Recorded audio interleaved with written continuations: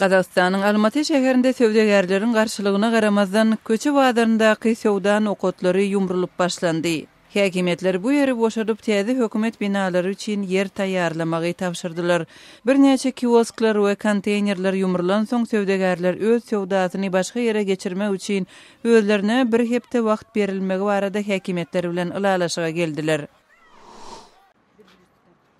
Kırgızstanda jurnalistler Fransiýanyň Bişkekdäki elçihanasynyň öňünde jemlenip, Parijde Charlie Hebdo jurnalyna edilen hüjümüň pidalaryna öz raýdaşlygyny bildirdiler.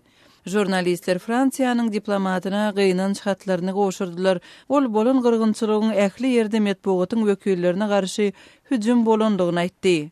7 ýanwarda ýaragly adamlar Parijde 2 polisiýa ofiserini we Muhammed Peýgamberiň karikaturasyny çeken satiriki jurnalyň 10 işgärini atyp öldürdiler. Serbiýanyň paýtagty Belgradda profsoýuzlar birleşiginiň agdalary döwlet eýçiligindäki energiýa kampaniýasynyň hususylaşdyrylmagyna protest bildirýärler. Protestçiler profsoýuz birleşikleriniň kampaniýanyň satylmagynyň planlaşdyrylmagyna we amala aşyrylmagyna gatnaşdyrylmalydygyny aýdýarlar.